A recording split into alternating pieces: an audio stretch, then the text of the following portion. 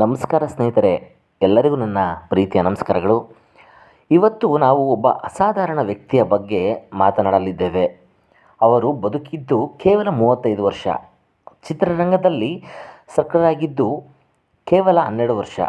ಆದರೆ ಆ 12 ವರ್ಷಗಳಲ್ಲಿ ಅವರು ಮಾಡಿದ ಸಾಧನೆ ಇವತ್ತಿಗೂ ಮುಂದಿನ 100 ವರ್ಷಗಳಿಗೂ ಯಾರಿಗೂ ಮಾಡಲು ಸಾಧ್ಯವಿಲ್ಲ.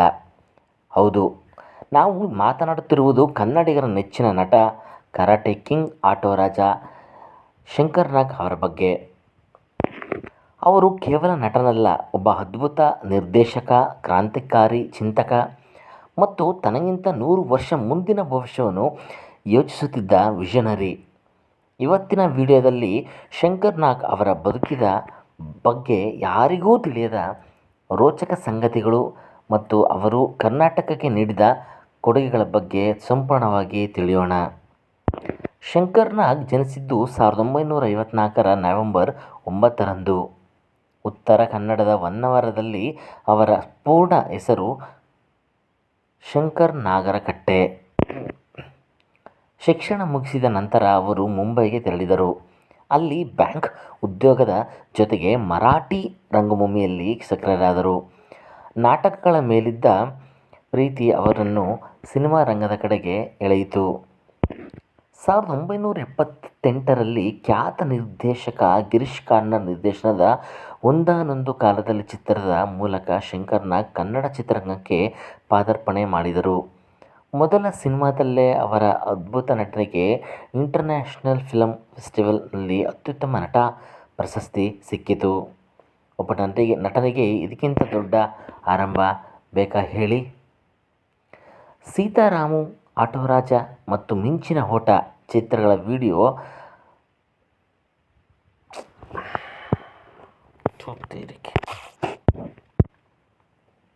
ಅಲ್ಲಿಂದ ಮುಂದೆ ಶಂಕರ್ ನಾಗ್ ಹಿಂತಿರುಗಿ ನೋಡಲೇ ಇಲ್ಲ. ಸೀತಾರಾಮು ಚಿತ್ರದ ಮೂಲಕ ಕರಾಟೆ ಕಿಂಗ್ ಆದರು.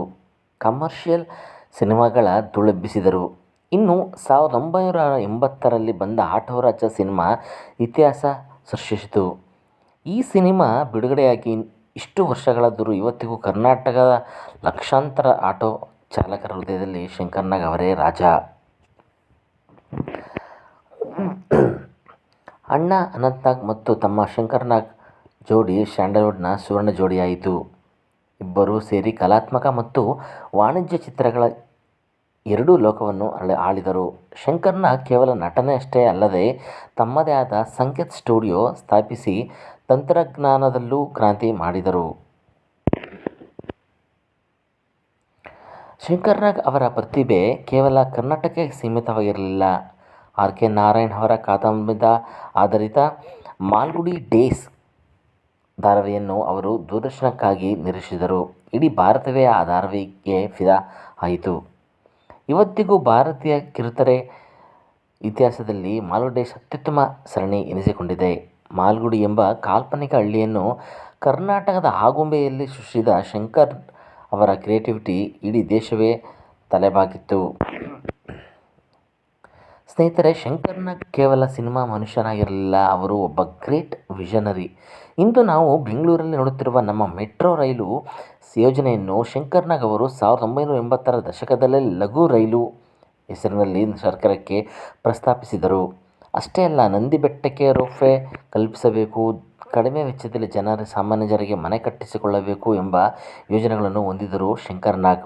ಅವರ ಯೋಚನೆಗಳು ಅಂದಿನ ಕಾಲಕ್ಕೆ ಅತ್ಯಂತ ಮುನ್ನಡೆದಿದ್ದವು. ಶಂಕರ್ ನಾಗ್ ಅವರ ಕಡೆ ಚಿತ್ರಗಳು ಎಮೋಷನಲ್ ಆಗಿರೋ ಬ್ಲ್ಯಾಕ್ ಆ್ಯಂಡ್ ವೈಟ್. ಆದರೆ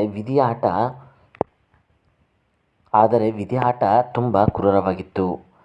1990ರ ಸೆಪ್ಟೆಂಬರ್ 30ರಂದು ಜೋಗ್ ಕುಮಾರಸ್ವಾಮಿ ಚಿತ್ರದ ಶೂಟಿಂಗ್ ಮುಗಿಸಿ ಬರುತ್ತಿದ್ದಾಗ ನಡೆದ ಭೀಕರ ರಸ್ತೆ ಅಪಘಾತದಲ್ಲಿ ಶಂಕರ್ ನಾಗ್ ಇಡೀ ನಾಡನ್ನು ಅಗಲಿದರು. ಕೇವಲ 35 ವರ್ಷಕ್ಕೆ ಆ ಸೂರ್ಯ ಮುಳುಗಿ ಹೋದಾಗ ಕರ್ನಾಟಕಕ್ಕೆ ಕಣ್ಣೀರಲ್ಲಿ ಮುಳುಗಿತು. ಶಂಕರ್ ನಾಗ್ ದೈಹಿಕವಾಗಿ ನಮ್ಮೊಂದಿಗಿಲ್ಲದೇ ಇರಬಹುದು, ಆದರೆ ಅವರ ಸಿನಿಮಾಗಳು, ಅವರ ಆಲೋಚನೆಗಳು ಮತ್ತು ಅವರ ಎನರ್ಜಿ ಇವತ್ತಿಗೂ ಪ್ರತಿಯೊಬ್ಬ ಕನ್ನಡಿಗನ ರಕ್ತದಲ್ಲೂ ಜೀವಂತವಾಗಿದೆ. ಕರಾಟೆ ಕಿಂಗ್, ಆಟೋ ರಾಜ ಶಂಕರ್ ನಾಗ್ ಅವರಿಗೆ ನಮ್ಮ ಕೋಟಿ ಕೋಟಿ ನಮನಗಳು. ನಿಮಗೆ ಶಂಕರ್ ನಾಗ್ ಅವರ ಯಾವ ಸಿನಿಮಾ ಇಷ್ಟ? ಕಮೆಂಟ್ ಮಾಡಿ ತಿಳಿಸಿ. ಈ ವಿಡಿಯೋ ಇಷ್ಟವಾಗಿದ್ದರೆ ಲೈಕ್ ಮಾಡಿ, ಎಲ್ಲ ಕನ್ನಡಿಗರಿಗೂ ಶೇರ್ ಮಾಡಿ. ಮುಂದಿನ ವಿಡಿಯೋಕ್ಕಾಗಿ ನಮ್ಮ ಚಾನಲ್ನ ಸಬ್ಸ್ಕ್ರೈಬ್ ಮಾಡಿ. ನಮಸ್ಕಾರ ಸ್ನೇಹಿತರೆ, ಧನ್ಯವಾದಗಳು.